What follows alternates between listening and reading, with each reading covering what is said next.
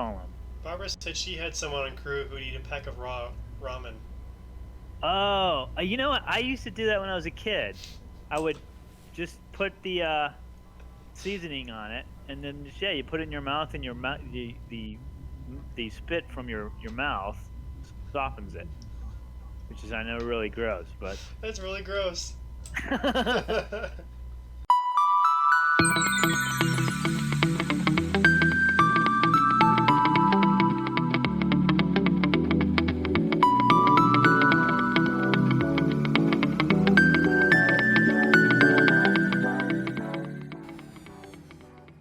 I'm gonna do it. This is the one. I know it. And this time, unlike the others, I start out with a bunch of fuel that I did not. Yeah, pretty cool. Hey, wait, before you leave, I have a new game we can play. This is going to be really exciting, interactive for all the people joining us. So, last time, if pe- for those who did not join us, or maybe I guess that video hasn't dropped yet on YouTube, but I renamed my spacecraft the Blue Plate Special 1 because it is blue, and we talked a little bit about what a Blue Plate Special is or was. Well, I have renamed my spacecraft. I don't know if you can see the name of it or not. Can you? No, it just says, okay, wait, let me look at yours. Oh, yeah, it just says your Starship. Well, this time I've named my spacecraft after a spacecraft from a sci-fi movie. And so the game is I'm going to say what the name of my spacecraft is. I'm going to change it every day, every time we play, and see if people can guess which sci-fi movie it came from. How's that sound for fun? You ready for this? I don't know if you're going to be able to guess this one. This one's hard. And you can use Google search if you need to. Exactly. I can't enforce that. Okay. Do you want to give me a mouth drum roll? Or do you... Okay. Well, the name of my spacecraft is Event Horizon. Which sci-fi movie is my spacecraft named after? Is Barbara on? Is anybody on? Yep. Nobody's on? Well, I should have saved it. Maybe we should wait. Maybe we should wait till Barbara maybe gets on and then ask. Well, I guess we can do it again. You can do it first because if someone watches this video, they'll be like, "Oh wow, look at this! Well, this is nice looking." I just got distracted. Yeah, no. Well, do you know which movie my spacecraft is from? Okay, go for it.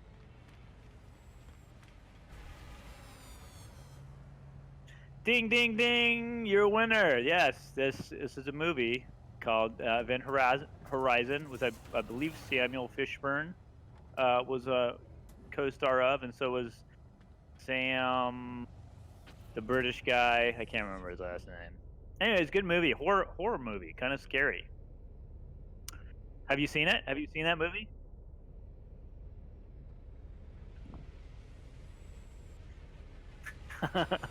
I figured I'd start easy and then eventually get harder and harder. Also, that's the only one that I knew of off the top of my head. It is, yeah. The name of the ship. Why? Oh, did you just get on? Okay, tell her what we're doing. Okay. Hi, Barbara. So you'll have to respond. You'll have to say what she says, because yeah. Okay. Sorry, I'm eating Cheez-Its. Okay, so hey, in the field, you have lunch breaks, right? You got to pack your lunch. We'll talk about that in a minute because I'm interested. Well, wait, let's save that. Okay, so Barbara, here's what we're doing. I don't think you didn't join us last time, so I'm gonna catch you up a little bit. Last time I figured out how to rename my spacecraft, because when I bought it, it was named something weird, and I didn't know I could change its name, but you can actually change its name. So I changed its name to Blue Plate Special 1. Okay, so what we're going to do is every time we do this survey, I'm going to rename my spacecraft after a spacecraft from a sci-fi movie. And what we'll do is I'll say the name of my spacecraft, and then the audience will try to guess which sci-fi movie it's from. Which is what? Yeah, which is Barbara. For now. So what does she think? What does she think of that? Is she ready for the name? Okay. And then you can cheat. You can Google it if you need to. Okay. Are you ready? I'm gonna make sure this is right information. Yeah. Okay. The name of my spacecraft is Event Horizon. Which sci-fi movie has a spacecraft called Event Horizon? Let me know if you need a clue. Tristan had trouble getting it.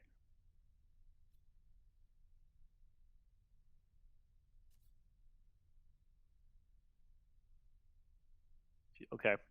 Hey, did you go down there and plant a I don't know, whatever you do, a flag, whatever? Oh, it's still there? Ding ding ding.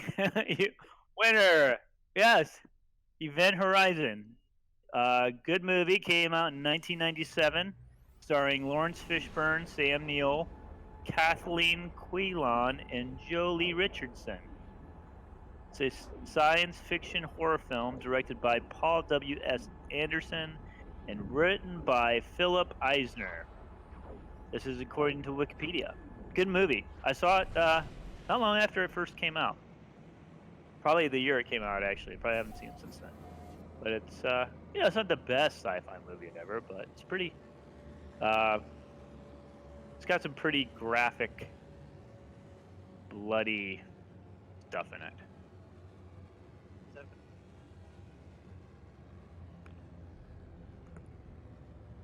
Oh, you left.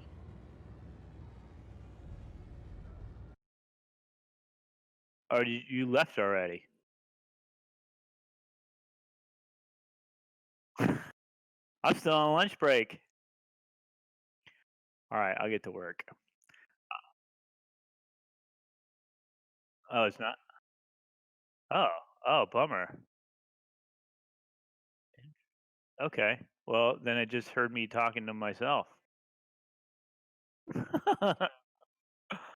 Oh, weird. But she could hear me, but she couldn't hear you, or she could hear you, but it just like wasn't coming in great.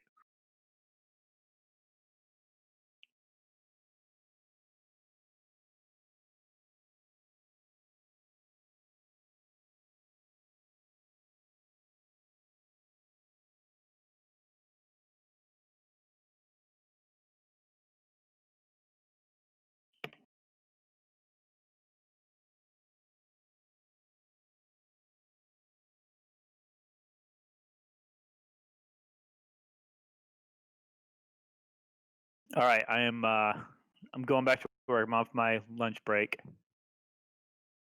and so Okay, I am. how about now? Sounds the same to me. I know. It's coming through on the a little loud actually. There we go. Computer hadn't recognized it, so I needed to. Oh, bummer. Yeah. Yeah, I wonder so, how that's gonna in the recorder if it didn't come out. Then. Yeah, it's just gonna be a whole long mic monologue. That's all right. Maybe you know what you're gonna have to do. You're gonna have to dub over the spots where your voice didn't come in. So Or just maybe remember I'll everything find you said. movie quotes to insert where my comments would be. There's a lot of creative stuff you could do with that, actually. Could spend a lot of time doing that. Yeah. Yes. I mean, what else you can do? You know? You got time. We all have time. Yeah. Unless that hurricane comes. Then we'll have more time, but no power. Yeah. Yeah, that's kind of critical for this. It is setup. kind of handy. So, if we don't do this next week, then everyone should know why, because We got 2 hurricanes. Well, is it a hurricane yet? I don't think it's a hurricane yet. No, it's not even a tropical storm yet, I don't think. I thought they named it. I thought I got it named Lauren, something like that. I think they name it. Yeah, tropical depressions, Barbara says. Okay. So, All right. Yeah, so there's 2 of them out there right now. Looks like they may converge into a superstorm. Kind of like the movie, didn't it happen in the movie Twister? It wasn't like 2 tornadoes converged together or something? Yeah, maybe. Although I think it's more common with tornadoes, maybe. Oh, is it? Yeah, I'm not from that. You know all about the tornadoes. Maybe, that's not my area. Maybe more. I don't know if I want to say all about. Yeah, I don't know. I've only ever seen a water spout. Yeah. I've never. Which I don't. Is that even considered a tornado? I think so. Is it? Okay. Well, I've seen a tornado then. Wasn't that impressive, really? The water spout. No, it wasn't that impressive. I was kind of disappointed. I was like, really? All right. Well, I've done my first one. How about you? I did do well. I did one planet. But now I'm going around. I have to go around. Oh, I almost hit an asteroid. I have to go around a planet to see another one. So we started this out talking about I was eating Cheez-Its, and I told you I was taking my lunch break, and you were saying that that usually didn't happen until later on in like real world surveys. Not like the first thing in the morning usually. Hey, well, in the Lord of the Rings, hobbits are allowed to eat several different lunches. There you have it. Mike is a hobbit. I'm a hobbit, basically. So Barbara, here's our. Oh, go ahead. No, you go ahead. I was just going to show Barbara. Here's our player named system. Has planets named and everything. And I probably had a base at one time, but it looks like it's 3 years old, which means there's been several patches which cause it to probably destroyed the base over the several patches. But we're kind of excited because it's our first sign of player activity that we've found. Yay! They had this whole naming system they used and everything. And you'll never guess what it was called. Something I can't remember what I named it. Oh yeah, it was called. Because in yours it showed up as a number. It's a little buggy because I just scanned the planet and it shows up with a name, but when I look at the data in the menu, it comes up with the same naming system, so it's a little weird. Yeah. What's our number name system? What do you mean, Barbara? Oh, how they're numbered? Well, each system has a unique name, basically.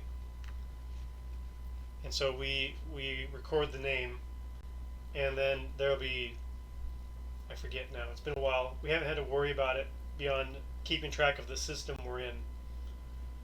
But basically we're keeping track of the system, and then we can maybe in our own, but we also, if in this context, if we name the site, we're kind of disturbing the site. So we might have our own name for it. Sorry. What question did she ask? I can't tell you. Sorry, what's our naming system for sites? And she was upset that we don't get to name our own sites. Oh, that's something to talk about. So in real archaeology, is that how it works? You just get to name your own. Like if you survey it and you find a site that hasn't been recorded, you can just name it whatever you want? Sometimes. It's usually named after a, what would you say, Barbara, a nearby site or a property owner or a variety of things. Not usually just whatever you want, but we have site numbers now that we use instead of names. So there's a whole site numbering system that we use. So how does that work? The first number is the number of the state. Second number, or the two letters following, is the county abbreviation.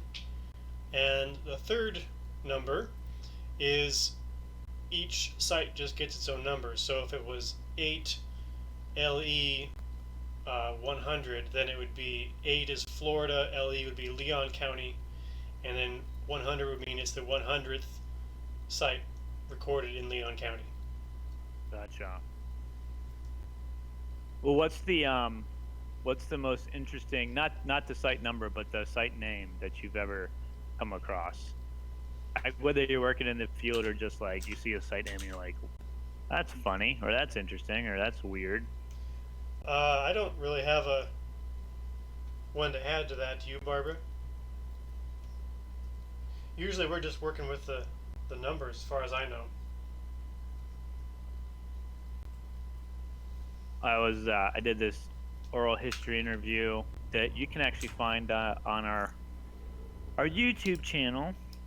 If you go to YouTube, which is a video platform, if you're not familiar. It's up on our screen if you're watching the recording, actually, because I have our social media listed on the bottom. So yeah. If you go to YouTube and just look up Florida Public Archaeology Network, the channel will come up Mike's talking about. Yeah, and if you don't mind giving that a subscribe and a like, that helps us. We don't get anything financially from it, but the more people who subscribe, if we can get to 100 subscribers, it opens up more features for our channel, so we can put more stuff up there, like social media icons and hyperlinks and stuff like that. So, but anyways, if you go there, you'll find a oral history interview with a guy named Tom Garner, and I helped a grad student who was doing oral history with the Pensacola Archaeological Society a few years back. And Tom Garner, he's a local guy, grew up in Pensacola area, and he did a field school, I think, when he was pretty young, with Dr. Judy Bentz, who started our archaeology program at University of West Florida, and she's done a million other things. She was the university president. She founded FPAN. She did a lot of stuff. Pretty amazing lady. But so he kind of learned from her, and then I never became a professional archaeologist, but always stayed really active in archaeology. And he was able to actually locate a few really significant archaeological sites in the Pensacola area, including one of the presidios in what's now on Naval Air Station in Pensacola, one of the Spanish presidios that was founded in the late 1600s through the early 1700s. And he also located the land settlement site of the 1559 Tristan de Luna colony attempt at what's now Pensacola. It was the first multi-year Spanish settlement, what's now the continental United States. So earlier than St. Augustine. But anyways, he's done some pretty cool things. But anyways, I did an oral history with him, and then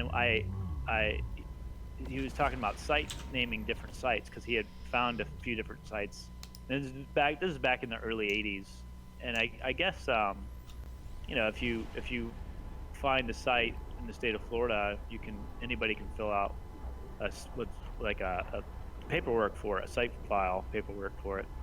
And he said that one of the sites he had actually named Gilligan's Island after the show Gilligan's Island.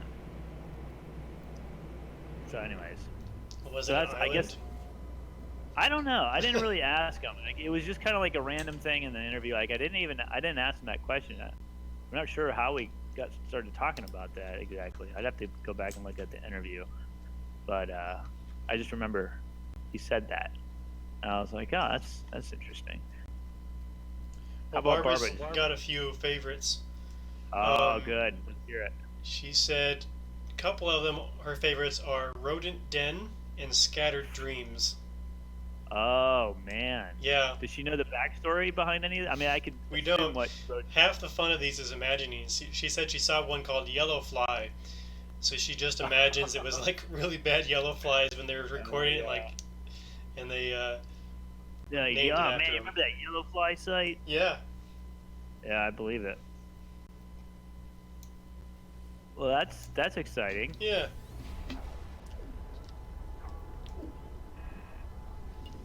All right, I'm striking out with this one too. None.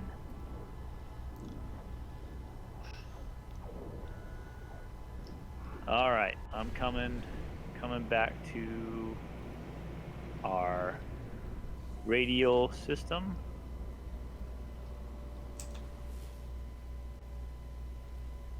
And then I'm going to continue searching for player built things. For strange What's that? new What's life that group? forms. There is a movie. What was that movie called? I have to look it up now. But it was a movie where they were searching for extraterrestrial life, and it had Jodie Foster in it, and I think it had Matthew McConaughey. Contact. That's a great movie. Yeah. Didn't Carl Sagan write the book?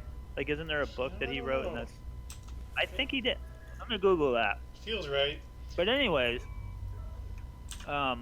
in the movie, I don't know how close it is to the book. I'm pretty sure it's based on a book. Yeah, Carl Sagan wrote the book. In the movie, they're using SETI. It's called SETI, right? It's Search for Extraterrestrial Intelligence. Yeah, it's basically these giant radar things, right? I mean, yeah, that one's in South America. I know the giant one that's built into the ground, basically. Yeah. But like that's a real thing. Like they're like trying to listen to.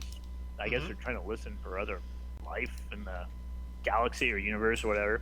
And I imagine it's like this, like what we're doing. It's just a lot of like, probably not as exciting as this, but just. Yeah, this is probably more interesting. A lot of nothing. You know what I mean? Pirates, at least. Oh yeah, that's true. Actually, I haven't seen any today. They must be on their lunch break. Yeah. See, that's why I took my lunch break early, because, so watch out for pirates. You never know. Never know. Oh, there's some scanning me. Yeah, I think I just had. If you're interested, you can help with the search for extraterrestrial intelligence. Really? There's actually a program called SETI at Home, where essentially they collect more data than they can process, and so you download this program, and the program basically, when your computer's idle, will cycle through data and process data for them. Wow. I used to do that for a while. And there's other stuff you can do if you're ever interested as well. It's part of like citizen science. Basically, yeah. And I wish we could come with something like that for archaeology, but we don't. I don't know how we would do that. You'd think they'd have like AI that could just do that now. You know what I mean? Yeah, they found that people are better at a lot of that. Really? There was There's a protein puzzle game where they build proteins in different shapes, and they made it for it's real things, real problems, and some issues like they've been working on for like 10 years, and they put it out to their fans essentially, and it was solved in like a couple weeks. So yeah, it's pretty cool stuff. Yeah. What's that? Crowdsourcing. That's what they call that, right? Yeah. So there's that's awesome. Yeah, there's way people can do that for like history. I know for history though, they have this NOAA, the National Oceanic Atmospheric Administration, I think is what it stands for.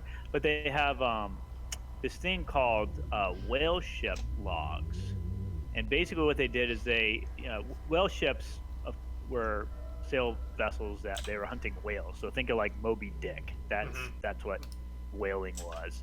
And so anyways, every ship during the age of sail had what they called ship logs. And ship logs is where they the officers would record anything that happened on board the ship, like each watch. So every 4 hours they would record like what happened.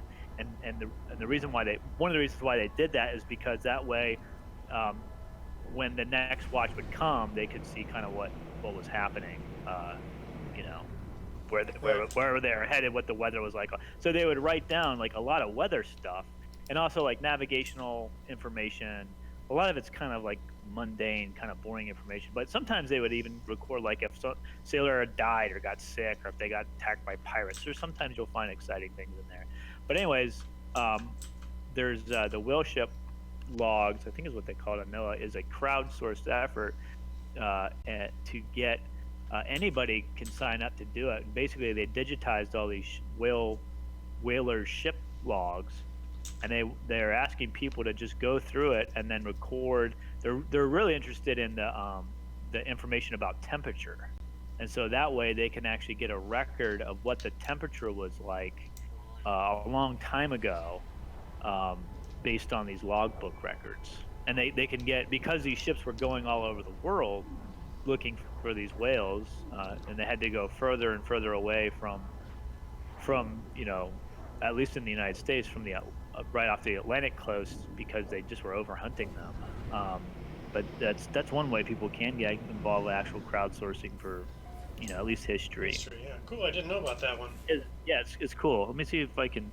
Maybe we can put a link at if the video ever gets up. If I can process it. No, I think that's what it's called. It's called Whaling. It's been around for a while now. Old Weather. That's what it's called. If you type in Old Weather, it's been around for a few years now. I think. Make sure it's still a thing.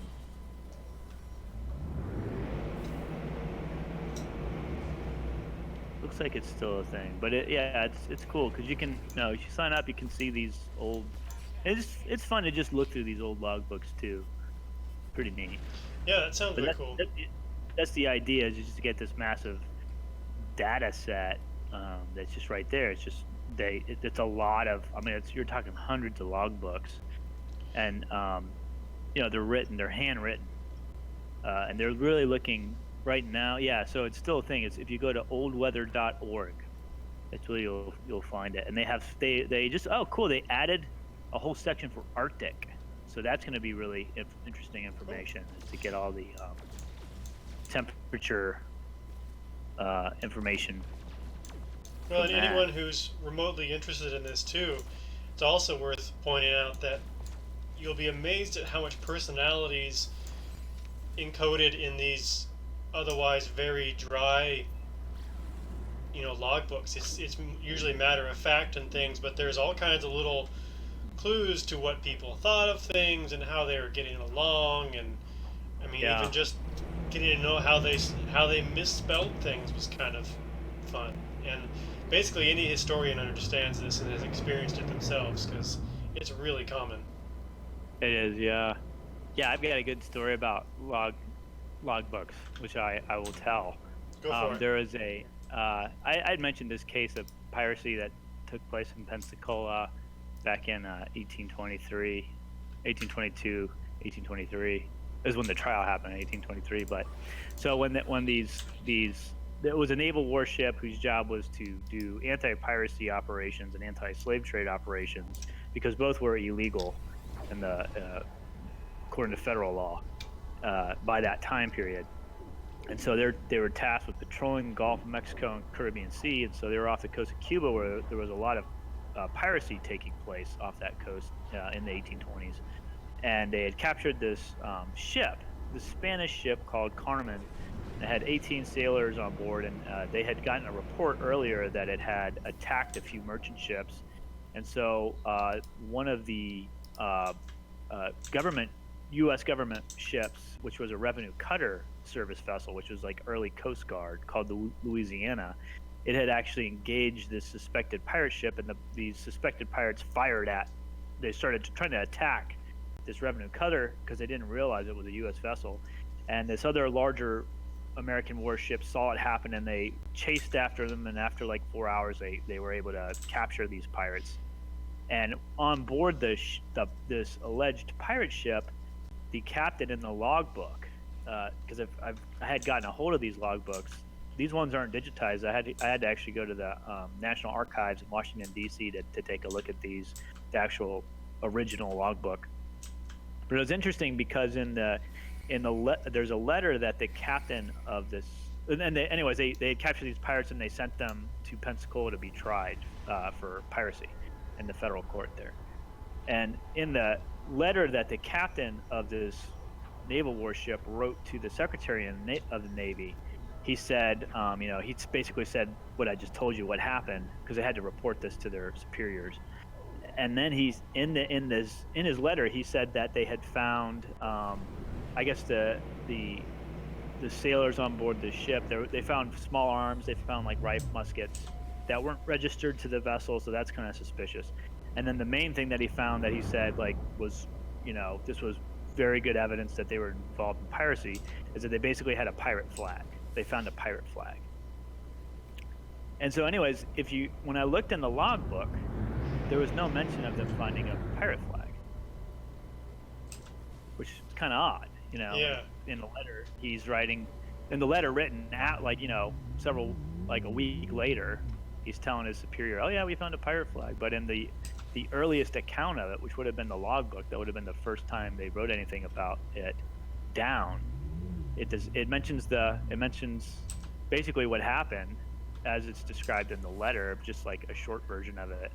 And it mentions the small arms, the muskets not being registered, but there was no mention of a pirate flag. So you think it was planted evidence? It certainly could be that case, that it was either planted, because the thing is, these naval ships, if they caught some of these pirates, and if the pirates were convicted, they could actually get some of them. Get some of the money. They had a financial interest in getting a conviction. So it could have been that. It could have also simply been they found it later. They had more time to search because if you had a pirate flag, that's something you certainly would have tried to hide if you could.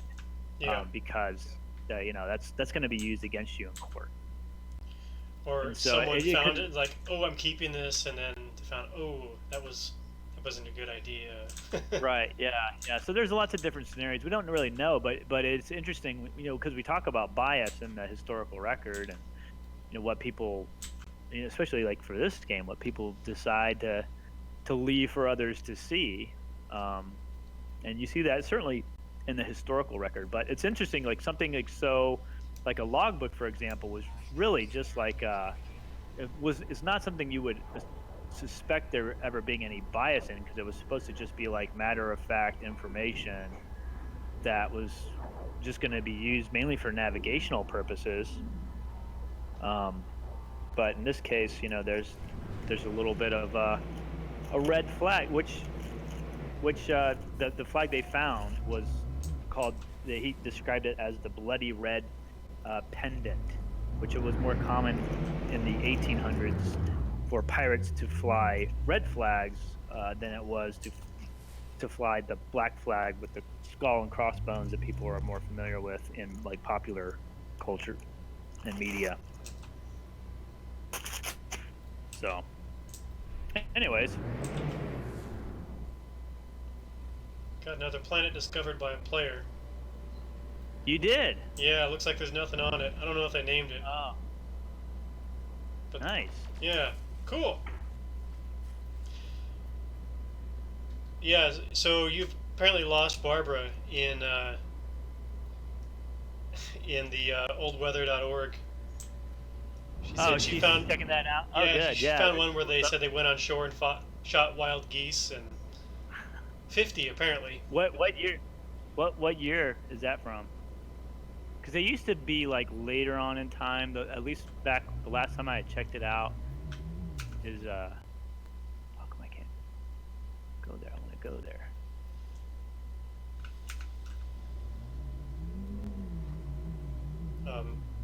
Looking to see if she's going to give us a date.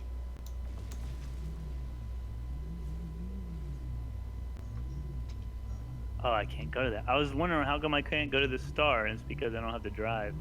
Bummer. Well, I did finally figure out how 1879, she said. Okay, 1870. Yeah, that's one of a lot of the logbooks, at least the last time I looked, were like from the later 1800s. Even though ship's logs were in use well before then, you know, hundreds of years before then, they were using ship's logs.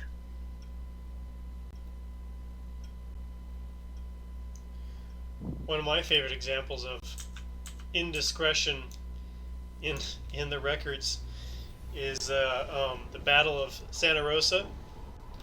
Yeah. So if you ever look this up, it's they call it a battle right out on the island outside of Pensacola Bay, where the Union was holding the island, and the Confederates landed and tried to ambush them, and did ambush them. But from what I've tried to kind of parse from the records, it basically played out like if you overlaid the Benny Hill theme song over it. It was pretty accurate, because it was like... How did that go? The Benny Hill theme song? Oh, I'm not going to try and sing it. You want to try? I can find it. Let me find it. Well, we probably can't stream it, so never mind. Don't do it. That's been around for a long time, right? It can't be copyright protected. Mickey Mouse still is. Really? Yeah. Wow. Anyway, they ambushed them, and the guys were like... There's actually a record from their priest that basically the commanders said, we got to get them stop firing at these alligators or whatever, because they would just shoot at random stuff, and that was supposed to be the alarm. So they heard the gunfire, and the priest said he heard the commanders say, we got to get them to stop doing this, and that was actually an alarm. Oh, wow. And so they actually came into the camp and torched the camp, and guys scattered everywhere and left their rifles and everything. And then there's, according to the counts, like one lieutenant organized like maybe 20 guys, another one did a few more over here, and they started fighting back. And I think first of all, the daylight was coming, but I think the Confederates also thought that they were getting surrounded or something. They didn't realize how unorganized the response was, and so they got out of there. And then the whole mess is so ridiculous that the fort was apparently sitting there, and it watched them go back across the bay in their boats, and didn't shoot at them because of like, we have no idea what's going on here. But the accounts of it are fascinating to read, because it's like a whole series of officers trying to throw that regiment under the bus, and then the officer who was in charge of that regiment trying really hard just to play it off like it was no big deal. And it's just really funny. Yeah, typical commanders. Well, and these are official military reports. You think there's no personality in these things. They're all going to be dry and boring, and no, there's actually way more than you think there would be in these things. Right, yeah. So, yeah, documents are fun. Yeah, I love looking through original documents. It can be hard sometimes trying to decipher handwriting. Yeah, of certain but that's also part of kind of getting to know the person too, because you learn, oh, this is how they write their twos, or this is how they spell whatever word, or like I was reading one where he always spelled heard as in H-E-A-R-D, as in I heard something, as H-U-R-D. And the first few times I ran across it, I couldn't quite figure out what he was trying to say. Is he talking about a herd of animals? Does he mean something else entirely? Until I finally figured it out. And then, it's kind of like getting to know someone's personality quirks. Yeah. If you want to have a real fun with original documents, try reading like 16th century Spanish. Are you talking about the line writing? Yeah. Yeah, that's amazing. And like with shorthand too. Like it's almost like a code that you have to know. It basically, you can look it up. It's not really easy to find when I've tried to search for it, but essentially it looks like someone took a pencil and just kind of did a squiggly line across the entire page. Yeah, and that crazy. Is actually a form of writing, and we actually know an archaeologist who can read that, which just blows my mind. Yeah. Dr. John Worth. Worth? Yeah. Yeah. He can actually read it. Yeah, it's pretty impressive. Yeah, I can't do it. No. I cannot do it. I can barely do 19th century Spanish, handwriting. I mean, obviously there's a language barrier, but Right. Well, 19th century English yeah, but can be very hard even too. oh, we're getting attacked. Speaking of pirates, oh, you pirates. Yeah. Oh, fine. Speaking of dog fights, which I'm in right now, we Yeah. had talked about AI earlier. Uh, maybe being able to be used for some of these crowd-sourced projects like SETI. Yeah. How do you say it? Is it SETI? Yeah. SETI. Yeah. I just read an article, I think yesterday, where DARPA, which I can't remember what it stands for, but it's a federal government program. They do a lot of research and development R&D stuff mainly for military purposes. But I guess they had a competition or a contract that they put out there for. They wanted to test and see if they could develop AI that was better at flying fighter planes than real pilots, and then test it against real pilots by using simulators. And so there's this company that I guess the Air Force picked like their top Air Force pilot to go against this AI software in the simulator, and the AI simulator won 5-0. Wow. Destroyed it 5 times. And the company is actually a minority woman-owned company, like a small one. Like they beat out Lockheed Martin. I think Lockheed Martin came in second from the article that I read. Mm-hmm. It's pretty incredible. I think. I Yeah. don't know. Thinking of AI with this concept too, I know there's another case of crowdsourced information. I don't know if it's still around. It was called Galaxy Zoo. It was essentially taking these super long range images of galaxies and getting help with people identifying them, because apparently AI, this was several years ago at this point, was actually fairly limited in how accurate it could be.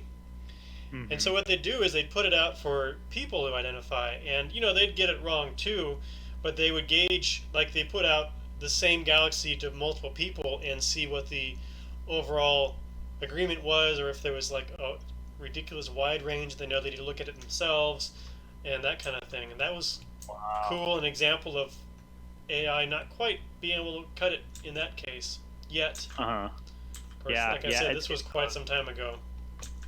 Yeah, there's my brother actually does some softwares. He works for he's a software engineer, and he works for a company that they do image machine learning, I think is what they call it. Mm-hmm. But there's an app that I learned about a few months ago because COVID. So we're looking for stuff to do with our kids. But there's an app called Seek that I've become really fond of, and it's basically it is an app that uses machine learning. Like you can take your phone through the app, you can open up your app, the phone camera through your app, and then put it on any plant or animal, and it basically uses AI learning from a massive database to tell you exactly what plant or animal it is, and it's like super accurate. Cool. It's really cool. And anyways, so I started talking to my brother about this app not too long ago, and then I said, it'd be cool is if you could do the same thing with like pottery, ceramics. Mm-hmm. And anyways, I knew he knew a little bit about that, so he was telling me that he's like, yeah, that there's open source software that actually a lot of developers who develop stuff like that use. So you theoretically could, as long as you had like a big enough database with images. And so I was like, actually there is one. The University of Florida's Natural History Museum, they have a database of different pottery types that tells you what it's called and what paste it has and when it was manufactured and where and all that stuff. And so I've been trying to get in contact with some of those folks to see if we might be able to at least do like a test version of it to see if Mm-hmm. it works. Cool. We haven't yet. We haven't yet. I think they're they're just like everybody. They're busy with this pandemic right now, and Yeah. but hopefully we might be able to, or really not me, but hopefully we'll have something that might sort of work along the same lines as that CCAP. But it's all using AI and machine learning.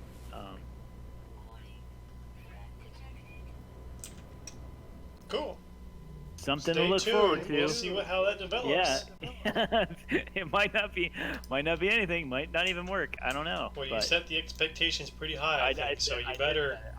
I let the cat out of the bag. Yeah. Well, we'll see. We'll see. I mean, but it is using that sort of technology, and if that CCAP is free. It's the World Wildlife Federation. They partnered with some university in California, and I think like Netflix or some large company helped to fund it. And and then National Geographic was a partner too, because obviously they have a huge catalog of images of all sorts of different plants and animals from all over the world. So it's doable. I mean, that technology exists. I don't know how useful it would be in the field for archaeologists, but I'm thinking like in a lab setting, especially if if you're dealing with volunteers in a lab setting. Yeah. Yeah. To be able to identify it. Or you could use it for educational purposes. Yeah. Teaching people how to identify things. Mm-hmm. Problem, you wouldn't want to let it out in the wild because that would be put to bad use, I'm sure. Oh, yeah. But for those of us without the pottery sense, it would be pretty darn helpful. I mean myself, mostly. I don't have a pottery sense at all. Right. I suspect you could, like for you could do it for other things as long as you had a big enough a database to work with. It's just that, but I mean, that one that's through the University of Florida, anybody can visit that. It's available online. It's super useful. I use it all the time. Yeah, Barbara said projectile points, and that's probably would be easier. I heard that there was a guy that has been developing one, but I think the problem, from my understanding, is that is because projectile points are given different names depending on the region. Mm-hmm. And I think that's caused some difficulty with that. But there is a guy who's apparently working on that, an archaeologist. Whoa, this guy's super strong. Why is this guy so powerful? Is that you? Am I shooting you? Are you shooting me? No, I don't think so. No, I'm not. It's just like there's a very powerful... I'm not even hurting it.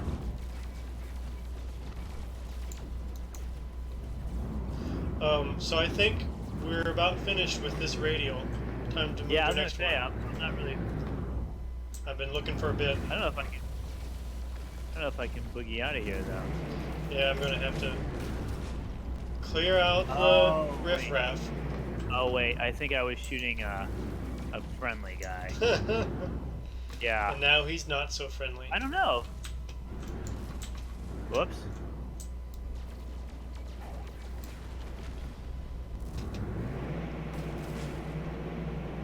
No, yeah. This guy's like, I can't... Oh, wait. Now it's doing damage. Okay, I'll go find us a new radio. Okay, sounds good. So, speaking of archaeogaming real quick, one aspect of it is looking at the game itself as a artifact, as a cultural product. And so, essentially, looking at the code itself and looking at any bugs that crop up and stuff is all potentially worthy of study. Not what we're covering here, of course. But there's a pretty well-known game called Microsoft Flight Simulator that just released a new version. And it's kind of fascinating because there's this whole um, they used satellite imaging for all the terrain, but people have been flying around in that and found all kinds of glitches where like there's an airplane on the runway made of building parts. Oh wow. And there's I forget what it is, there's a building that somehow a typo caused it to be like several hundred stories high, like this huge black monolith in the middle of a city, and basically all these kind of interesting glitches in there, and that's fascinating. If only I could get in there and check some of those out, it'd be kind of fun to hunt them down. Studying wise, I don't know what I would do there, but it's still kind of cool. Yeah. Hopefully someone's Yeah, looking I feel at like it. I remember that game like from a long time ago. Yeah, I think it's been away for a long time, and then they just released a new version. And essentially you need a computer way more powerful than mine to be able to access it. Yeah. It's pretty ridiculous, I guess.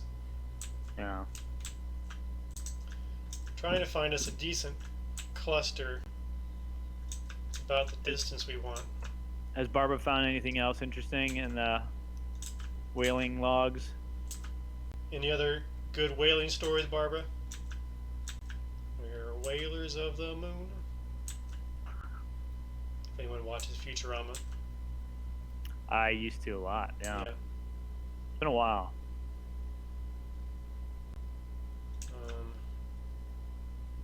Man, yeah, those pirates, She said we're more interesting than some old dusty whaling logs. they belong in a museum. She said she's worried about us giving her crap for not paying attention.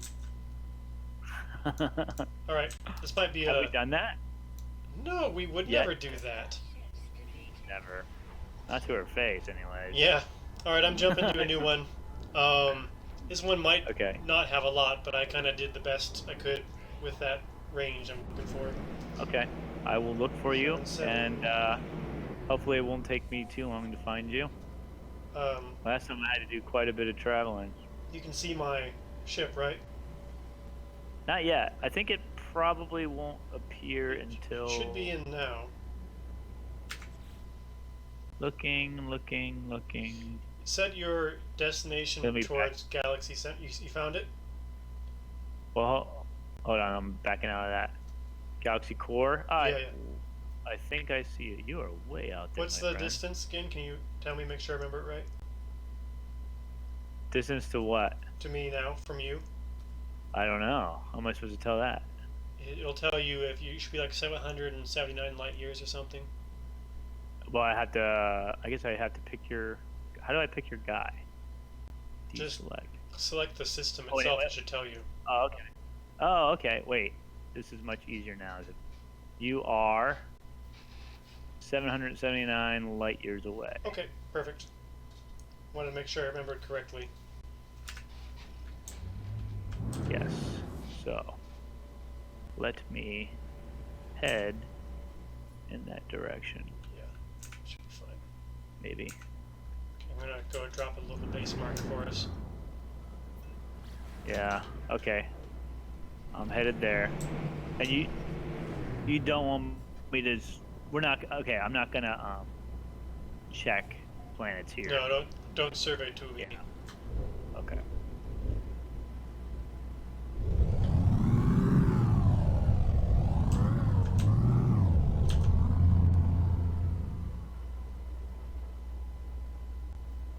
Thank goodness for auto landing.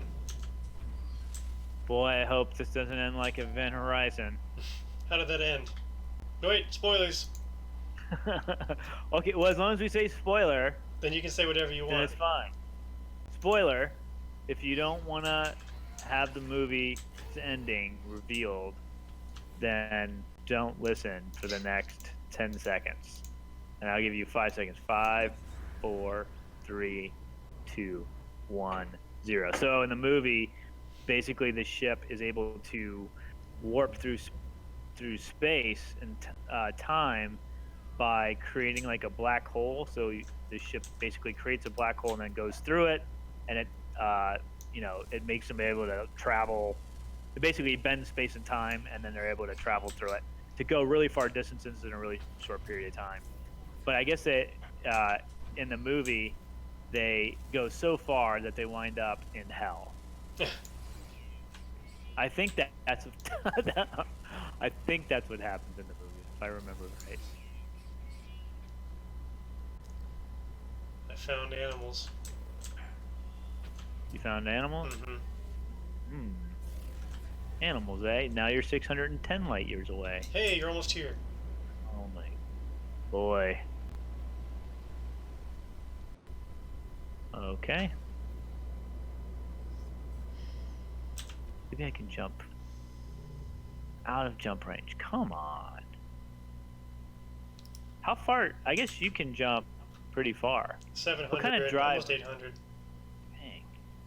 Dang. I've got a couple upgrades on it, and then the Explorer class ships are well known for being able to travel far. Okay. Well, maybe I should buy one of those. I mean, if we get it back to where we were before, where I just log in at the new radial and you log in and join me, that's nice, but we've kind of fallen out of that rhythm, I guess. Yeah. A little bit.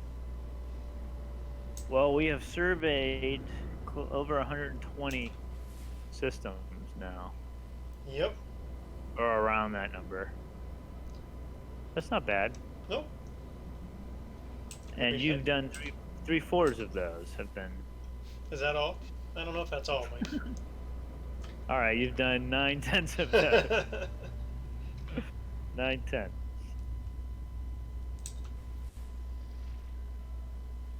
That's okay. This is not a competition. No. Because I'm not winning. Right. If I was science. winning, well, I was gonna say science isn't a race, but sometimes it kind of is, though, isn't it? Sometimes. Probably shouldn't usually be. Because that's when you get sloppy. Sloppy work. Okay, where am I? So I did finally figure out how to like move more freely around. Yeah. For jumping galaxies, which would have been very helpful. Basically every single time I've played this up until now.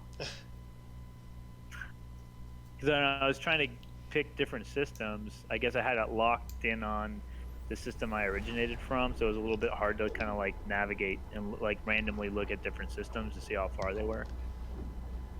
But now I can. Well, that'll be helpful. So you know what? Yeah, because now this might actually turn into a competition. You think so, huh? If I can, yeah. We'll see. We'll see how much more efficient this makes me. Maybe not. No, we're just giving you crap. It's typical survey day, huh? Yep. So I never asked you about lunch at surveys. What about it? We kind of talked about it. What is for people who don't know, like me, what would you typically pack for lunch? Well, usually working when it's hot, so I would pack a lot of fruits and vegetables and some salty things. I will say that there's always at least one person on the crew who packs a can of tuna and stinks up the whole site. Was that you, Barbara? Were you the tuna guy? Yep, she was. Tuna and hot sauce was her go-to, she said. They sell tuna packets that are like seasoned and flavored now. Yeah? So you don't have to bring your own hot sauce. Yeah, they have sriracha. I've seen other ones too in the grocery store. So next time you're in the field. Yeah.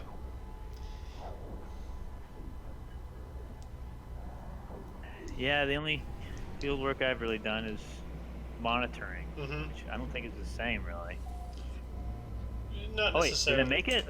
I did it! Hey, you are here. All right, I did it! I've already surveyed all the systems, so let's move on to the next one. I don't believe you. I do not believe it. Actually, I can just look on my Excel spreadsheet and tell that you are not being honest. Okay. Well, have you? Okay, you're working on one right now. Yep. All right, here I go. Let's. Oh, this one has 4 different planets. That's fun. It's gonna slow you down. Oh, wait. Why is it way down here? Hold on. I put it in a wrong Ew. column. Barbara said she had someone on crew who'd eat a pack of raw ramen. Oh, you know what? I used to do that when I was a kid. I would just put the seasoning on it, and then just, yeah, you put it in your mouth, and your mouth, the spit from your mouth softens it, which is, I know, really gross, but That's really gross. I mean, it's good survival food, you know? Like, it's good to know how to do that. Well, survival's one thing. Isn't survey kind of like survival, though? I mean, the way you describe it makes it sound... I mean, sometimes I guess you could make a comparison, but... Barbara says you're a weird kid. I also used to eat, again, when I was a kid, no longer, but I remember eating, just getting packets of cocoa, hot cocoa, and just, opening it up and just eating it. Ew, that's like pure sugar. Yeah, oh yeah. Yeah, I guess I that remember kind of being makes sense. pretty tasty. When I was a kid, my favorite food was cottage cheese and green beans. Not necessarily at the same time. That's not terrible. No, it's not. It's just kind of weird for a kid to like that, I think. For a kid, it is kind of weird for a kid. I think the reason why I ate, like, raw ramen, not, well, I guess, so not raw, I guess, but, ramen right out of the package and cocoa mix is because, I'd get home from school, and then my parents were working, and I'd get home first, and I had like an hour or so. And it's like, when you're a kid, you don't know how to cook or anything. And that's just, Yeah. that was easy, just easy to open. Also, it was delicious. Barbara wants to know if you ate paste. I never ate paste. No. No, never ate paste. Or did I? Or did he? Yeah, she's skeptical as well. No, I definitely never ate paste. Yeah, I actually feel... Hey, Barbara, at least I'm not the tuna and hot sauce person. Yeah, you're the tuna person on site, Barbara. Ew, bro. Don't try to deflect. I know what you're doing. I invented this game. You're gonna start a chant now. You don't have enough people on the stream. No. Just one fan. So far. Yep. Don't worry, it'll catch on. In 3 years. Yeah. 3 years after we're done making them. 3 years after we're done making them, it'll catch on. We're so far ahead of our time. or we're so late. We're so behind. It's already passed us up. Probably that's what it is. All right, I got nothing. That's a no. That's a no. Nothing. None. On to the next one. Yep. I think this one's gonna go quick. There's not a lot in this cluster. Really? Tahama. Yeah, yeah, I'll go there. Tahama, here I come.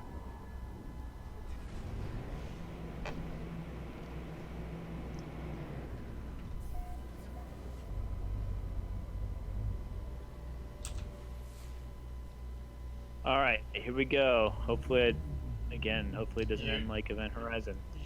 You entered my system? Wait, I did? No. What did I do? There was an old notification, I guess. Ah, okay. No, I'm going to Tahama.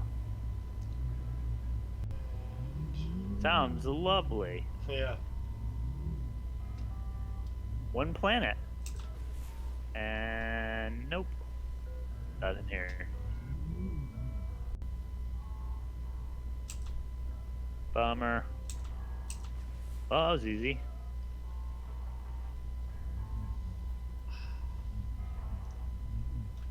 Okay. That's not where I want to go. No. No.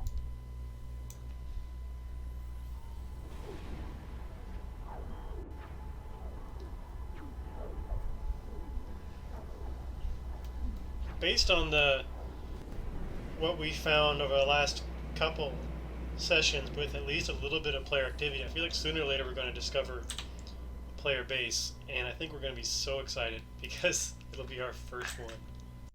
Yeah. It would be pretty cool. Probably just a little hovel or something. Yeah, probably. And then we'll start finding so many that we'll be like, is this even worth recording? Yeah, yeah. Is this site even worth it? That is how it goes sometimes in excavations too. Yeah. Especially But it's when all hard important. digging. No, it's not. a lot of it is, a lot more of it than people realize. But you don't need to record and keep every single brick fragment and all that jazz if you're finding tons of the stuff. No. Or the worst artifact, fire-cracked rock. It's the worst artifact. Why is that the worst? Why is that the worst one? Because it is a rock that maybe has some jagged edges, and I've seen more fights in the field over whether that something was fire-cracked rock or not. And it's just like, it's just a terrible artifact. And it can tell you very little. Right. There was heat here. Right. Or there was a fire pit here when you're digging in a fire pit. Yeah. But it could have been like a forest fire, right? I mean, yeah. If you're in a fire pit, then it's pretty certainly fire-cracked rock. There were some cases, I will say, where they would heat stones and then dump them in the water to boil the water. Oh yeah. In that case, that's kind of cool. Yeah, I've seen some of those. Yeah. At museums, not in the field. Sure. I've seen more fights about it though. Yeah. The thing Barbara, you guys fight about. Barbara says there's sand-tempered plain is basically the Tupperware of prehistory. And it's her vote for the worst artifact. Yeah. It doesn't look like much. It's clearly ceramic, but there's no decorations or anything on it. Like, yep, somebody was here. Oh, more pirates. Go away, pirates. I haven't, I mean, I've seen a couple of them I've had to engage. But not as many like when we first started. I feel like there was a lot. Maybe because we're getting further and further away. Maybe that's why, or is it just random? Maybe it's just randomly generated. Could be we were in an area that was more lawless, I suppose. Okay.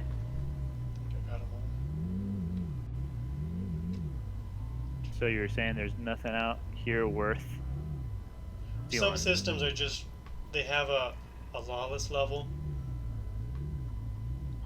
And I think maybe that's what they're but sometimes is causing that. I'm really hoping that I am the first one to find a player, because I just think that'd be funny. I just like to find one. Because you've done so much work compared to me. I mean, but that's how it goes. Like you're on the site forever, and then you have like a new person come on, or a volunteer for one day, and they're the ones that finds the beautiful point, the coolest artifact you've seen, or whatever. Yeah. That is how it goes a lot of the time. And it makes you. How does it make you feel towards that person? I'm fine. They're excited. I kind of enjoy their excitement, but it's also like, oh, that's not how it usually goes. You say, that's just fire-cracked rock. Yeah, it's not worth it. It's okay. Good try though. Good effort.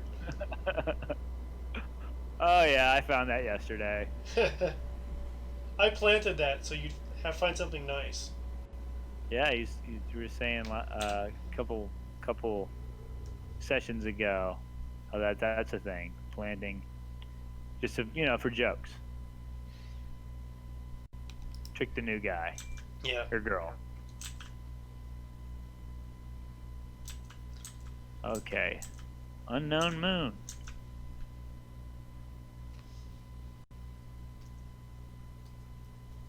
Nope. Well.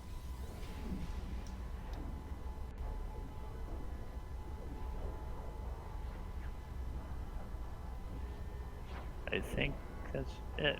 1, 2. See, 3. I think there's one more. 4. Yep. Nope. Nothing here. Another thing we fight over a lot is Munsell colors. The color of the dirt. Literally. The color of the dirt. That is what it is. Munsell is a book that has different dirt colors, and you say what color the dirt is. And literally, there's lots of arguments over the color of the dirt. That's funny. Yeah, it kind of is when you're not in the middle of it. It's funny how, like, that I guess that they developed that book so it makes it less subjective. It's the idea. How it still is. It's still very subjective. Yeah. Yeah. And really, I always figured it was less about this is the exact dirt of the color of the dirt, and more about this is how much it's changed from level to level. That's how I usually. Oh yeah. But I don't know. Maybe I don't understand that fully either.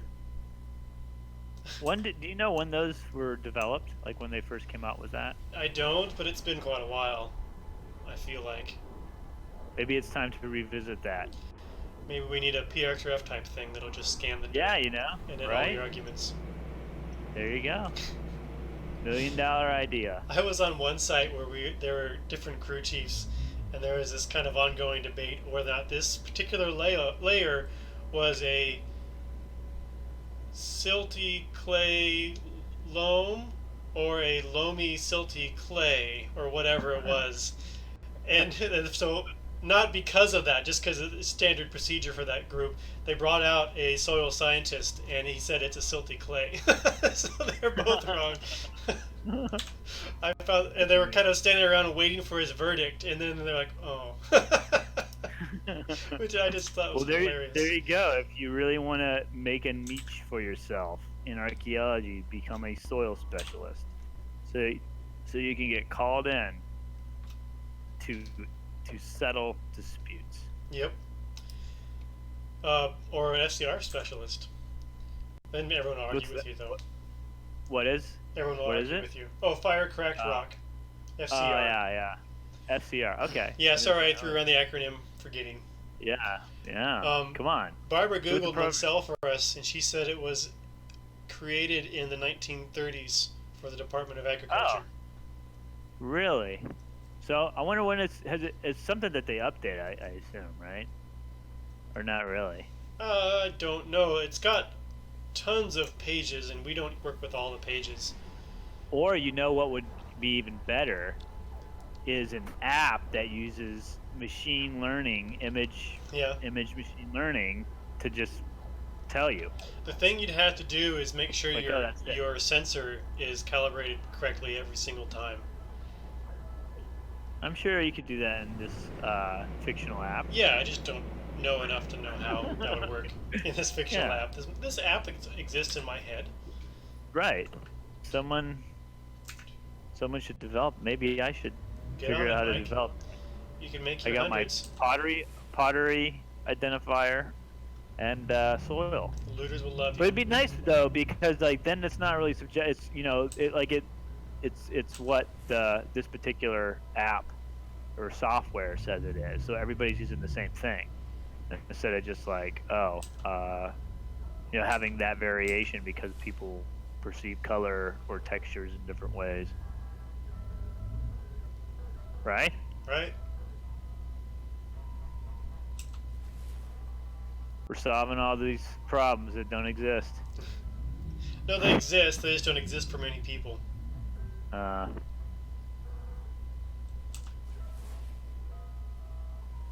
Alright, this planet has a moon, and this moon is hidden. I guess I'll scan it. Barbara said she found a Munsell on Amazon for $189, and that's the cheapest she's ever seen it. Wow, They're that's how much they expensive.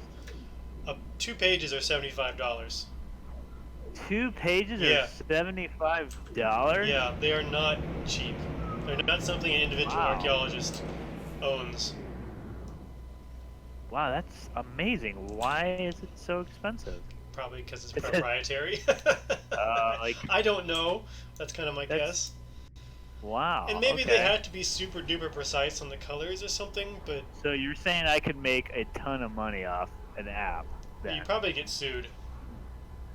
Oh, nah. I'll just wait till 75 years after, and then I'll Well, be... they keep pushing it back because of Mickey Mouse.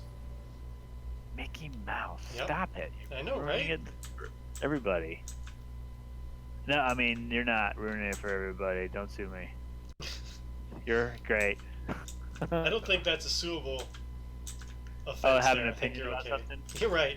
Yeah. I mean, they might think it is, but it's not. Well, Right. they could do a slap suit, I guess. Yeah. This is that was Tristan talking, not me. So No, it wasn't.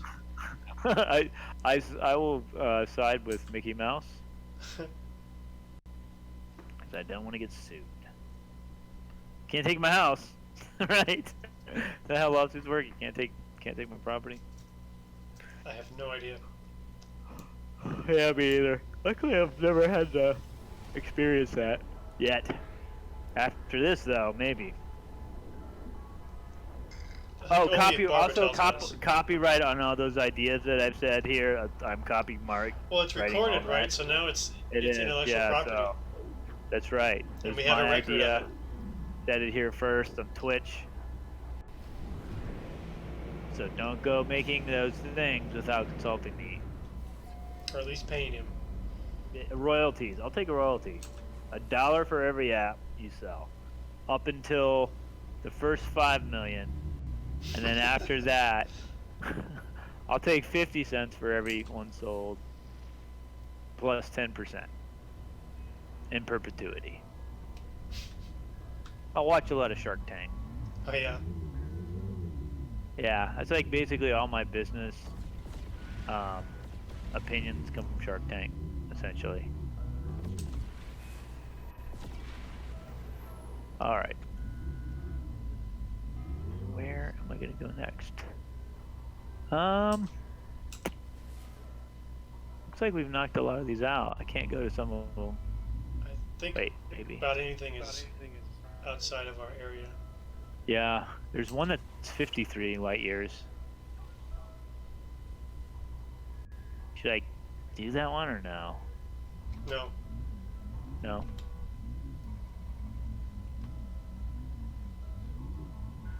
I'm not really seeing any ones that I can really get to that aren't more than 50. 51. There's one that's 51. It's outside, Mike. 52. Just outside. Oh, wait. Maybe I can. Chirishi. Did you do that one? I don't think you did. Chirishi. Okay, I found one. It's 41 light years. Perfect. Alright, I'm headed there now. Making my headway with my favorite kind of fuel. Borrowed. Free. I told you there's interest. There is interest. Okay, the interest will be, we'll say 0.5% of my interest in my intellectual property for this app, for these apps that I Hey, talked about. don't say that. It's recorded now. My fingers are crossed, so it doesn't count. That's not recorded, so you're out of luck. Hello, Hank. Welcome.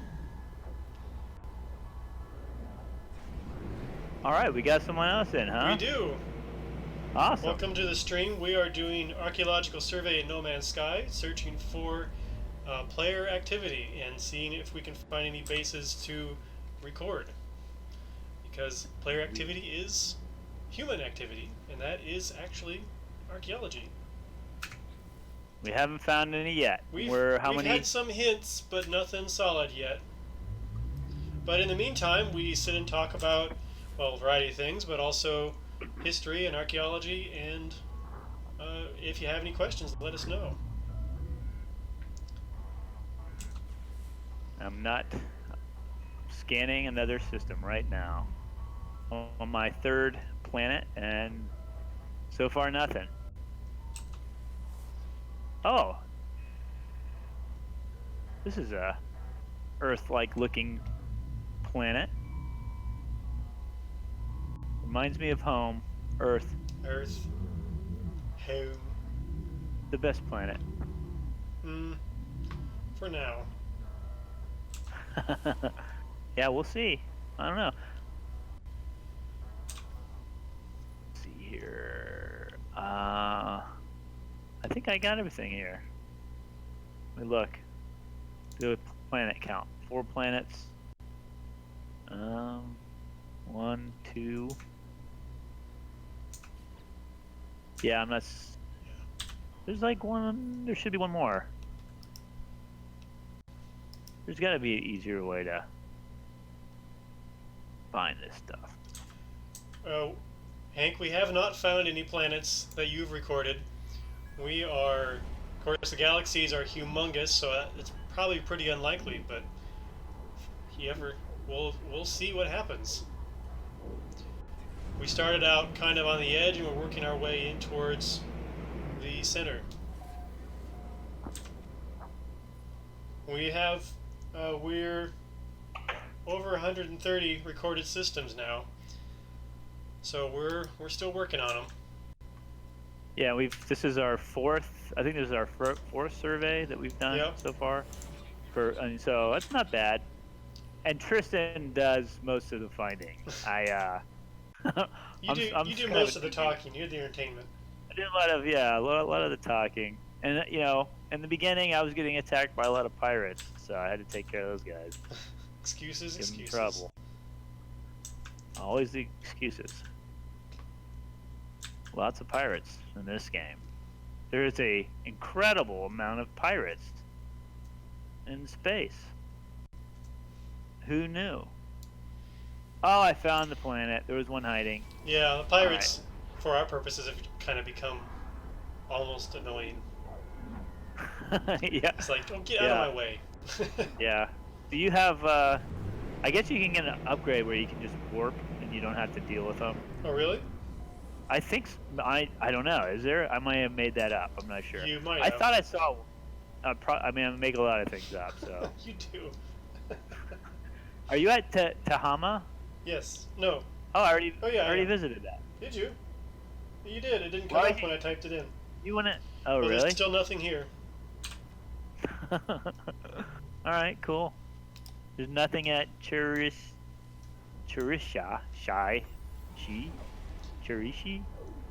I don't know. Yeah, nanites take a while to accumulate. Of course, that's what we do on our own time. Right now, we're doing serious business, so we're not really focused on that at the moment. Are nanites the money, like a form They're of money? They're one of the currencies. There's like straight up money, and then there's nanites. Okay, what is the nanites are more valuable, or you can only buy certain things with it? Yes. Do you know? Certain upgrades and that kind of thing. And it seems like I'm stuck in the galaxy map again, so I may need to log out and come back. Oh man, our first Yeah. Bummer. I'm having no response. Alright, I'll be back. Okay. Screen's gonna go black for a bit. I'll be back. Okay. Just edit that out. Or don't, because I forget it's in here. Yeah, I know about the ship buying scheme, Hank. I've done some of that myself. It's a bit tedious, but it does productive. What's the ship buying? What's that? What's So the you, ship you buying? buy a ship and then you scrap it, and then you'll get to sell the parts for either money or for nanites. And it does cost you a bit of money, but it's also a good way of getting them. Ah, good to know. Thanks, Hank. I'll have to try that scheme. I'm all about the schemes in video games, not Yes. in real life. Well, you've had a couple schemes. This one, your your app ideas. Yeah, those aren't schemes. These are copyrighted intellectual property that could be really useful for the field of archaeology, I think. We'll see. Yeah. We'll see if they ever And, happen. I don't know. and it could make you your hundreds. But you know that the real money is in licensing those. I think that's the deal that I would make with some of the big Interesting. archaeology firms. Yeah. Is you know, Hmm. or subscriptions. That's what they do now, right? Subscriptions, paid subscriptions. That's where the real money's at.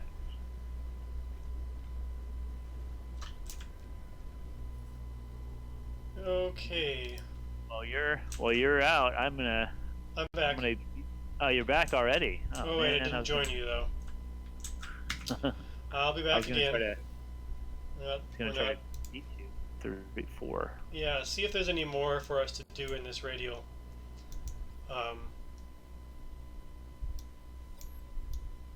There we go. I'm still working, man. I'm working on a system right now. Okay. It's not lunchtime. You had lunchtime already. I had it before we started. Started with lunchtime. Yeah. Isn't that how you do real survey? That's what I think of, anyways.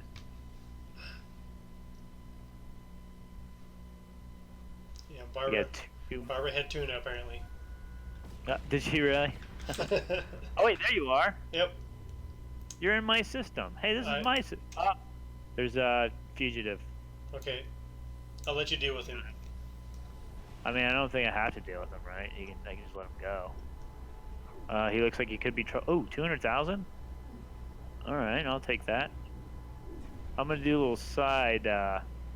Hustle. Scheme. Yeah, I'm taking a lunch break real quick. No, you had your I'll lunch be break. right back. Taking my No more second lunch lunch breaks. break. You're not the crew chief. Wait, Wait, you are. I am. Technically, Barbara's here, so she's a crew chief. She's Right? the PI because she's not actually on the site. PI in this context stands for Principal Investigator, and they're the ones that usually do the organizing from the office. They get to put their name on the reports, right? They write the report. Well, depending, but yeah, sometimes. They write the. Yeah. Yeah, Barbara said get to work. Come on. Okay, sure. Yeah, no problem. I just took care of the thing I needed to take care of. On a side note, I'm $200,000 richer. Productive lunch break. Yeah. I gotta add more fuel. You know, they should have something in this game where it just automatically refuels your drive if you're out. Is that it? That's not a thing, right? I don't think so. Should be. There is a recharge thing for your landing Icon. gear where it'll recharge over time. That's actually really Good nice. to know. Yeah. All right. There is none in this system. I'm writing it down in our spreadsheet. Wow, we're almost up to close to 150. Yep. So, what's the statistical sample size? It's 300, right? It's usually what it is. For at least for surveys, for like polls and stuff, I think it's like a minimum. It really depends on what you're doing, I think, if you want it. Statistics wise. Yeah. Depends on your I guess questions and what you're looking at and what your desired accuracy is and all that jazz. So no, we can't stop at 300, Mike. 'Cause I know that's where you're going. Well, yeah, I'm just saying. We could ride animals though. Like, Again? could add that to the research question. Yes. How many animals can you ride? How many animals can you ride? Or is it more effective to ride animals on survey? We talked about it'd be cool to do survey on like horseback in certain areas. Yeah, Barbara, they're talking about doing some survey over in Pensacola area from horseback. Yeah, there's a Blackwater State Forest is a pretty big state forest in the Florida Panhandle, and there's hundreds of archaeological sites there that we have to monitor for a grant that our organization got from the state of Florida to deal with like sea level rise and sites that are threatened by storm surge and sea level rise, all that stuff, and we have to monitor I think over 200 in that state forest, and it's a really kind of remote area. There's not a lot out there, and some of these sites look like they're going to be fairly difficult to get to. So that there is a recreation area that's very popular for horseback riding within the state forest, and there's a number of sites close by it, but not close enough to where it would be easy to hike in, and that you couldn't really take. Most of these trails are all horse trails, so you can't take like ATVs in there or anything. So it kind of makes sense that if you're going to try to cover a lot of ground, to do it by horseback. Yep. I was surprised at how excited Della was by the proposal. Della loves horses. Yeah, I didn't. Yeah. I'd forgotten that. I guess I probably knew Yeah. at some point. Yeah, 'cause she knew exactly what area I was talking about. Because I was looking on the map to see where these sites were at, and I was trying to find where it would be easiest to get in to see some of them, and I saw that cold water recreation area is where this horse. I guess there's stables there, and she knew where exactly where that was at. The Washi system is where I'm at now. Okay. And 6. Oh no, there's 6 planets. Oh, this is gonna take me 5 minutes. Man, you're gonna fall so far behind. I know. I was really catching. Oh, what is this thing? What is this thing? I'm taking another lunch break. I don't have suggested spellings popping up on our spreadsheet anymore. Oh, you don't? No. So it's harder to tell if we've been to a system or not. It's half the fun. Yeah.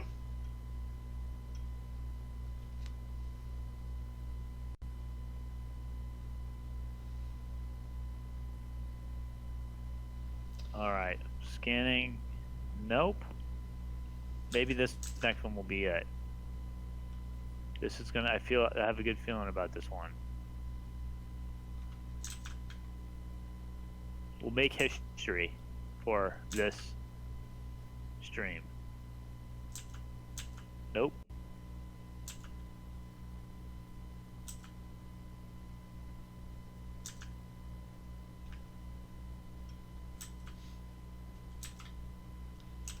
There are a lot of asteroids around me.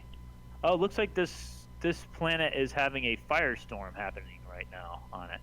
Have you been in? I think I asked you that before. Yeah. Maybe. Have you been in a planet where there's a firestorm? Yeah, they're dangerous. Go figure. Yeah, tell me about it. Yeah, cotton one. I had no idea what was happening. Well, I think we've kind of covered this radio. Not yet, No?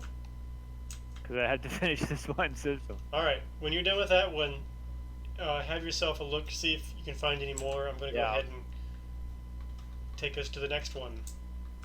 All right, man, it's a record. Yeah, we're going to be at the Galactic Core in no time. Yeah. I need a faster ship. Okay, this one is 800 light years. Looks like a good cluster. So I'll get there by the time this our stream ends. I'll get there by 2 or Yes. 3 your time. Tristan has a better ship than I do. I can't travel. I can't travel as far as he can. So every time we jump, I have a little bit of travel. He's got a few jumps instead. Yeah. That's okay. It just gives me more achievements, right? Sure, I'm sure that will catch you up to me in no time in number of jumps. Yeah. Well, how many do you know? Oh no, pirates. Let me see what they want. He says, interloper, you will relinquish your cargo to superior Viking. Gra. Failure to comply will result in your obliteration. I can bargain, comply, or refuse. I'm going to refuse. Uh-oh. He just called me a scumbag. All right. He's asking for it. Just like in real survey. All right. All right. Oh, this guy's a good little flyer. Oh, it was just one.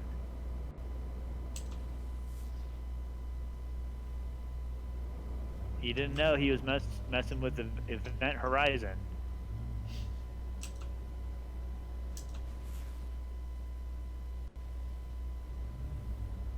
Yeah, I'm having trouble finding some of these other planets.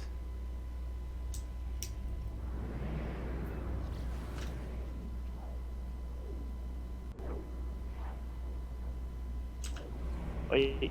Ah, I found one. Okay. This might be the last one. Then we can get out of here.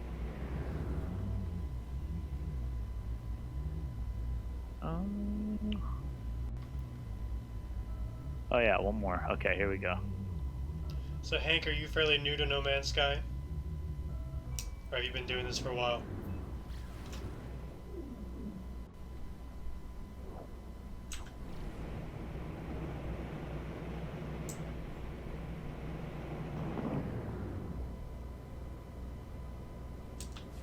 All right. All right. I finally did it. What did he say? He has been around for a while, just came back recently. Oh, cool. Welcome back. Yeah. Are you aware of the Galactic Hub community? That's actually kind of what got us started with this idea of trying to do archaeology in this system. He's been playing for a while. He's got some hours logged. Nice. I'm trying to find. Where'd you go? I'm fairly new to this game. He is. And survey. And survey. And a lot of things, actually. And I mean, parenting. That works, you know, if you watch a TV show, you always need that person who's kind of fish out of water to kind of give you the introduction. That's right. Right? Yeah. So that's you. Yeah. Way to go. I mean, every Shakespeare play, right? They have like the comedy relief Yeah. person, you know? Even in like Hamlet, there's always like, I think in Hamlet. Where in the world is Tristan? Or universe? Set it towards Galactic Oh, Core I again. see it. I see it. Yeah. Yeah. You're sure like to travel far, don't you? Yep. Awesome.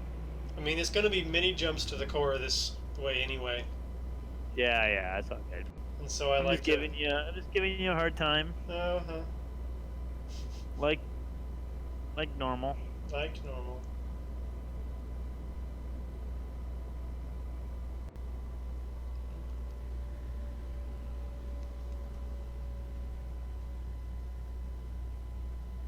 Hold on, I'll be right back.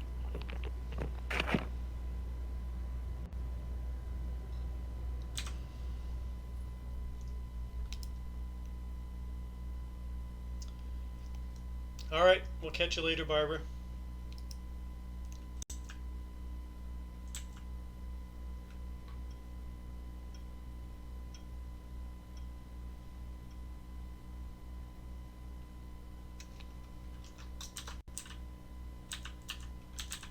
Oops.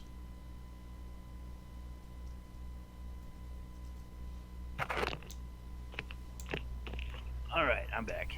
Did Barbara, she bounce? Yep. She had stuff, huh? All right. Well, that's one jump. Now the big question is, will I have enough fuel to get there? We'll see. That's a good number of storage arguments.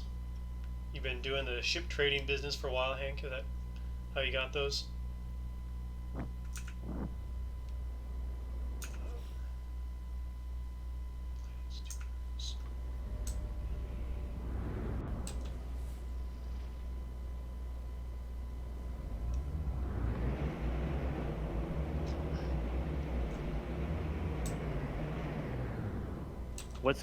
What is that thing you said?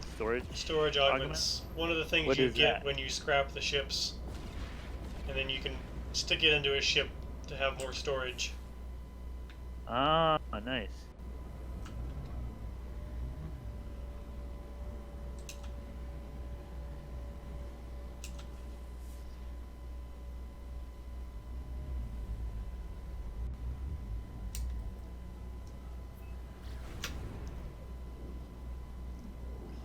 What system there?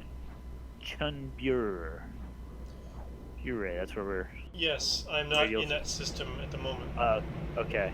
But if you head towards me, you'll be getting closer anyway. Well, I didn't drop a base. I need to go do that. So I'll head back now.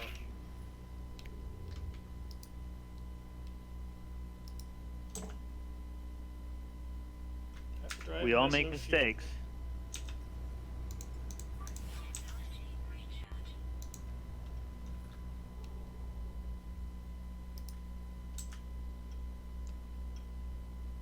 Yes, there we All go. make mistakes.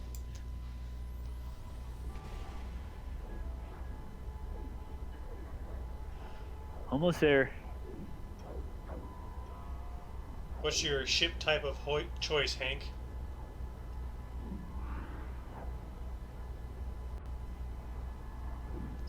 Mike, you're in a shuttle, aren't you?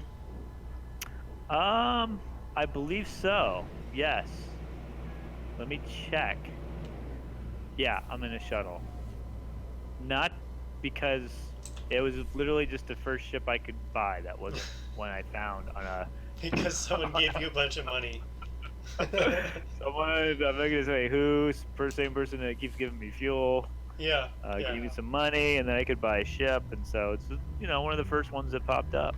As far as old-timey archaeology goes, I'm basically the wealthy patron bankrolling the whole program.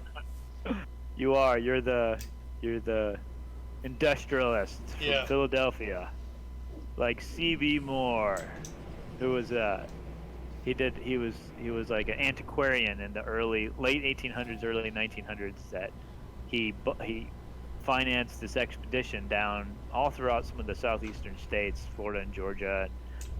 We even went up into Arkansas, but he did a lot of dug up a lot of archaeological sites, and before archaeology was really a scientific discipline, so there's a lot of controversy about some of the methods he used, but he at least recorded what he found and wrote it down. I mean, like so many other things, like, yeah, he wasn't really doing archaeology, but people like him were necessary for us to realize that, oh, we can actually learn about this stuff. It's not just cool old stuff. There's actually things to learn from it. So, you know, without people doing that sort of thing, we would never have gotten to the point we're in. That's right, yeah. And I mean, he did record a lot of what he found, and did illustrate, and some of it actually still, a lot of the things he found still survives, and is currently at the Smithsonian. See, one of the ones that would basically, like, plow through half a mound and stuff. Oh yeah. Or he would throw, if he found a similar looking pot, he would like just throw it away because he's like, I already found one like that. Because he basically, I can't remember if he bought this steamship or if he just like rented it, but it was he took a steamship called the Gopher, and which is kind of ironic maybe, or maybe he named it the Gopher.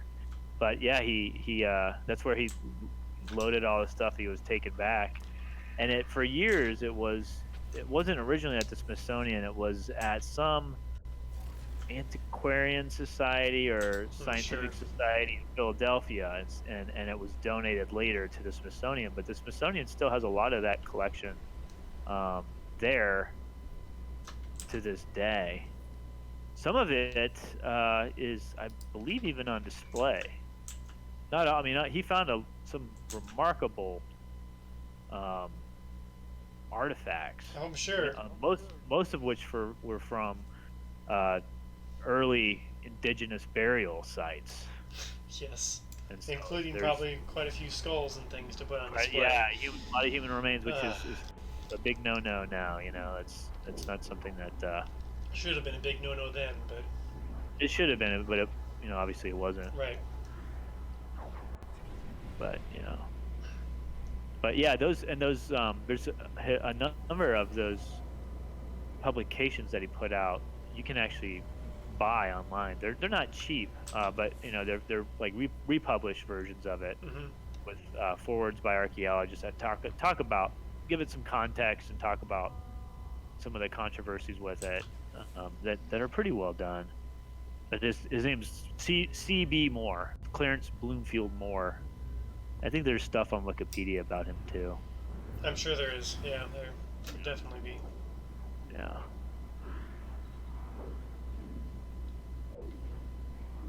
But but a lot of this stuff could have, with all the development that's happened too, if he hadn't done that, it could very well just be gone. Well, people doing things like that is at least, it started to get in people's minds that these things were important. Even if it's not how we would do it today, we needed someone to introduce these ideas. It's kind of like you look at some of the old medical practices and stuff, and oh my gosh, weren't they horrible? And they were, but also they were part of that process. And now we know lobotomies are horrible and worthless, but right. I guess they kind of had to go through that for a while. Although we probably could have had some better standards, but Right. We had to have bad standards before we could figure out we needed better standards too, probably.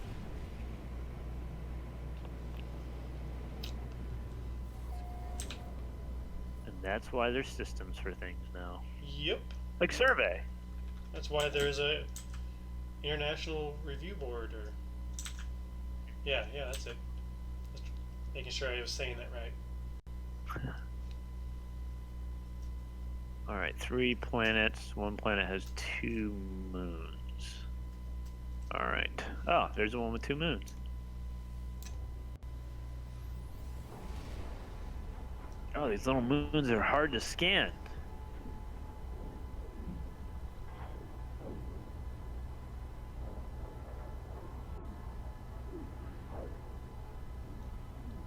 Nice. Is it a pretty S-class?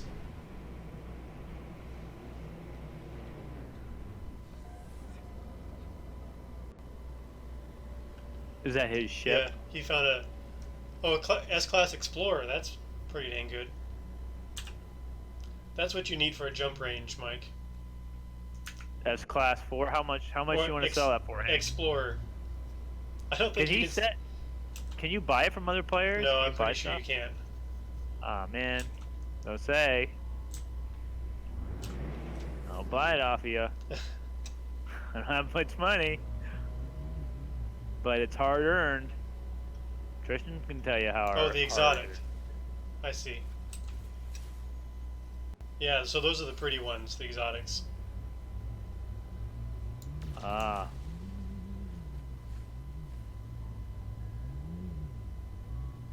Yeah, I may have to upgrade the old Event Horizon someday. It just sounds like naming your ship the Unsinkable, or naming a ship the Iceberg Collision or something like that. Yeah. That's sounds like funny. A bad name for a ship. I can't believe that someone who named a ship like that in sci-fi actually had to go through Event Horizon. That's just not like it'd be fate at all or something. Right. It's like naming your ship the Titanic. Well, now. Sound good, but Now it's just ironic. I think I did this. Yeah, we're good. Did this system. That's a. Did I write this down? None. Didn't find anything. Player created, anyways.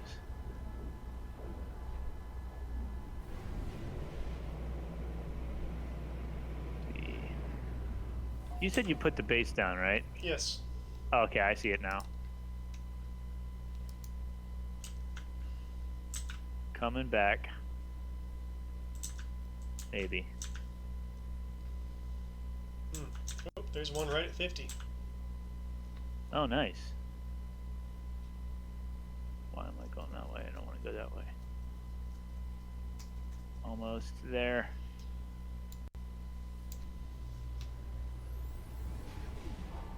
Oh, my hyperdrive has no fuel. All right. Are you stranded? No, you're not stranded. I gave you plenty. I'm not. Yeah. Well, I've only got. Why does it say I only have one left? It's all those jumps to get to the new radials. Oh, yeah. It could be. There's probably a lie. Or probably you're going faster this time. I'm going faster? Yeah.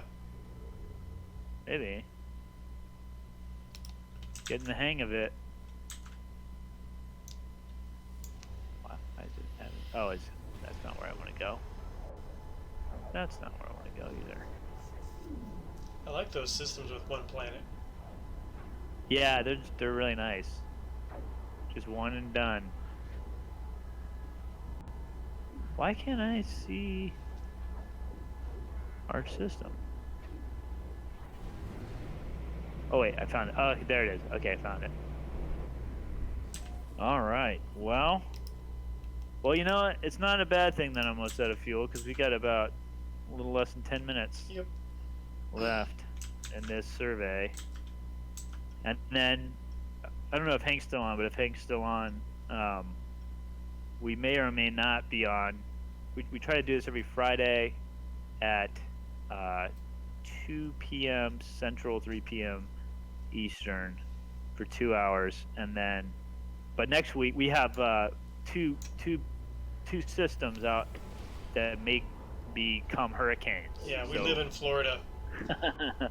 we may not be on next week, depending on what these storms do, and depending on the intensity, it may be a while before if it hits, it may be a couple weeks. Don't worry about it, Hank. You're fine.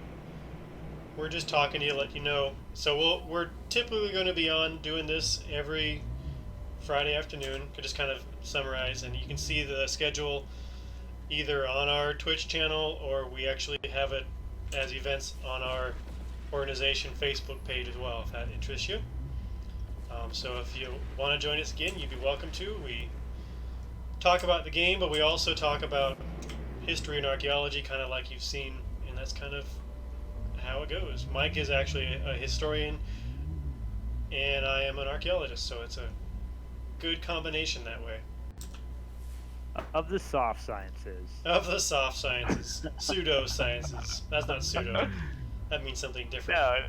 No, that's Ancient Aliens. We talk about that too. We did, and we can again. But yeah. We have a YouTube channel that we try to upload these to as well. So if you miss out on it for some reason, I've only got one up there right now because I've been having rendering issues. But once we get that figured out, we'll have the rest up there too. So you're always free to watch those. And if you have any questions and think of later or whatever, feel free to contact us. We'll be glad to talk with you or anything. So. Yeah, usually. Barbara, who's our regional director for our organization in Tallahassee, which is where Tristan's in Tallahassee, Florida, and I'm in Pensacola, Florida, and but we're part of the same large regional staff for our statewide organization. But she usually joins too. Yep. So just a bunch of chatting while we do some science. Some soft science. Soft science. Yeah, is that fighting words? Depends on who you ask. Some people get really worked up about it. Some people do get mad about it. Yeah. Well, as a historian, I can tell you, history is definitely a social science. Of course, history is pretty different from archaeology as far as methods Yeah, and that's things. true. I think Oh yeah, big. that's kind of where the dispute comes in. Right. Yeah. Definitely true. I agree. Although history does use some Um, theory, or at least some historians use theory. But yeah, that's about as close. And some statistical analysis for like more. That's more like economic history. Do more of that. So it's a little bit more systematic. sure. I'll throw up our link in there for a YouTube channel. We do this, but we also have a bunch of other videos. Mike does What Is It Wednesdays, identifying artifacts, and introductions to archaeology, different historical things. We hold talks every Thursday on Zoom, so all kinds of different things. You kind of select whatever interests you, basically. There's a link to our channel, or you can just type in Florida Public Archaeology Network, and you'll get us as well. Yeah, and we've got a website, www.fpan.us. So that tells you a little bit more about what our organization does and how we kind of function and how we're laid out and all the cool different trainings and workshops and educational programs we do. We're part of we're a statewide program of the University of West Florida, and we mainly do public outreach and education. So talking to people about why archaeology is important and what you can learn from it. We always look for different formats and different audiences and different ways to do that. And so with most of us working mostly remotely right now because of COVID, Tristan saw this kind of Archaeogaming format and Twitch as a potential way to reach new audiences who maybe hadn't heard of us before. So that's the history that's of what we're doing. us in a nutshell. Yep. So I mean, for two gamers, this is kind of the dream. Yeah. Like to talk about archaeology and history and other sci-fi stuff while we play video games. And I'm my if I have a specialty at all, it's pirate. It's actually piracy. Mm-hmm. History of piracy. Although I focus more on a specific time period during the early American Republic, but that's kind of so. This game works well for it because there are a lot of pirates. Constant pirates. Constant pirates, and I've said this before in some of our earlier surveys that I used to really like pirates in some ways, but after this game, I'm not so sure. Yeah. Kind of annoying. They're a bunch of jerks. They're a bunch of jerks. They act like they're just there to help you, and then they tell you have to pay them money or they'll attack you. Yeah, I didn't know you could actually talk to them until you started doing that. Yeah, you just go to your comms. I'm glad I could teach you something from this game. Yeah. Look at that. Way to go. Oh, Hank, we did a little bit in World War II, 1 and 2, but we actually both do quite a bit in Civil War, being here in the South with actual sites and things and battlefields down here. Even in Florida, you don't think of Florida as having all that much, but it definitely has some Civil War stuff. So, yeah, we can definitely talk about that at least, and then we can always do research on any subjects as well. Yeah. And basically what we tell people is if you have a question and we don't know the answer, chances are we know who does. So if you have anything you think of, let us know. Yeah, we've got, how many staff members do we have statewide? Over 20. Yeah. We have regional directors and public archaeologists that work under each regional director, and we all have our own kind of specialties and interests and things that we research. And then we know people in the university system, we know people working for the state, all kinds of stuff. So yeah, it's not a guarantee, but chances are we can find any answers. Yeah. Any questions you have. And that actually brings us on 4 o'clock. All right, we did it. So that's it for us this time. We're gonna sign out. Hank, thanks for joining us. Yeah, thanks, Hank. And we hope to see you again. Yeah, for sure. I hope he does join us. And I hope we meet next Friday and we don't have any hurricanes. Yeah, hopefully there's hurricanes. I'm really sick of hurricanes. We don't need another one, man. Good luck with your storage and your ship scheme, and we'll see you next time.